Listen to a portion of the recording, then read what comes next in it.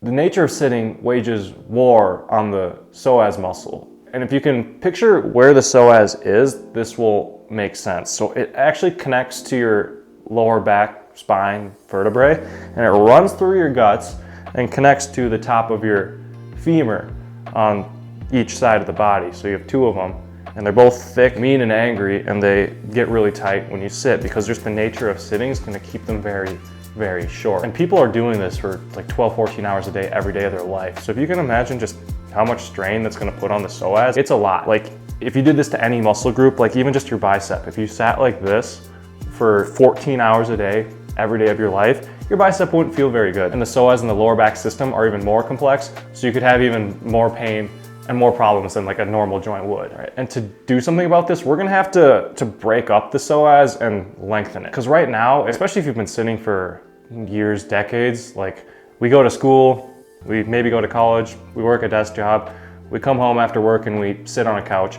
Pretty much everything we do is in a shortened psoas position, and that's just so bad for the psoas and the back. So what we need to do in this video is to basically undo that by breaking up the tissue, loosening it, and then lengthening it. And there's really two steps to doing this, and those are massage and stretch.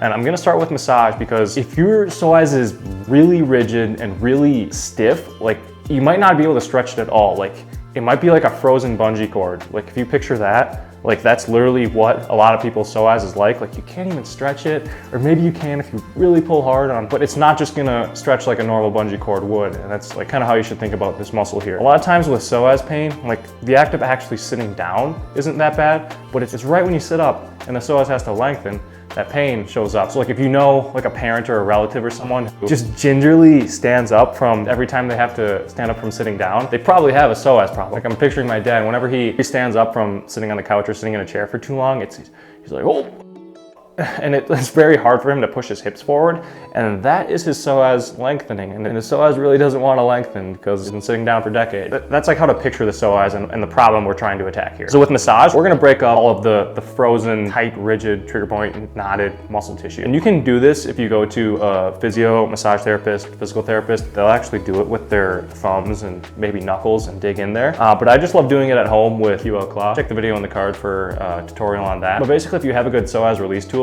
like the claw, you can just lay on it and take some deep breaths. Like you push the tool out on the inhale and then you just sink in on the exhale, and that's when you actually sink into those muscle fibers and break them up and get a real relief. If you're hell-bent on fixing your psoas problem, like I would do this for sets of 2 minutes on each side, 3 times a day for 3 days, and then see how you feel after. Like that's a lot of time beating on the psoas, but especially if you've been sitting for decades and you've never tried to attack this problem, probably gonna take a lot to get it out of its current state. So if you do that for 3 days and psoas is actually a problem for you, which it probably is, you'll probably feel a whole lot better. And the second step you can do for psoas pain relief is gonna be to stretch the muscle. And my favorite stretch out here, I don't even know what to call this, probably a standing one-sided hip flexor stretch. Psoas is one of the hip flexors if you didn't know. But for this stretch here, you wanna put one foot on a surface that's about knee to hip high, probably right in the middle is gonna be more of the sweet spot. If you're really stiff, a little bit lower is gonna be better. And from here, we wanna basically put our hip in the most opposite position of sitting as possible. And that's gonna be getting the knee back behind the body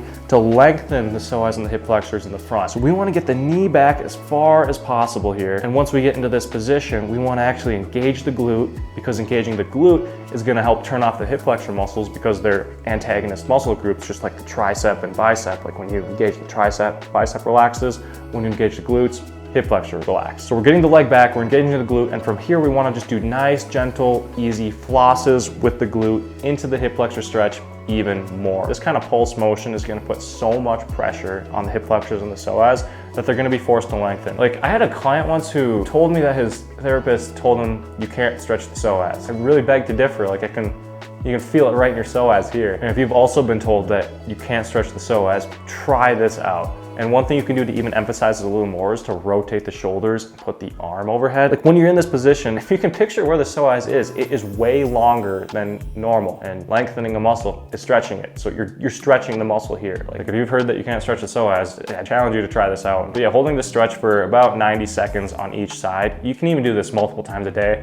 I love doing it after I sit for a while. So kind of like if I'm getting a little bit of back tension related to sitting, or I just know I've been sitting down in one position working for too long, long. I'll throw in this stretch. I'll also throw this in before like a run or a workout because it helps open up the hips, makes them feel nice and loose. Psoas and hip flexor and back pain as a result. My mission with this channel is to supplement my business mission of creating the best back pain resources and content on the planet. If you align with this message and the message of fixing the muscles, fixing the pain, consider subscribing. Check out my YouTube channel and website online for a ton of free articles and resources and paid products for helping fix your back pain. Thanks for watching, and we'll see you in the next one.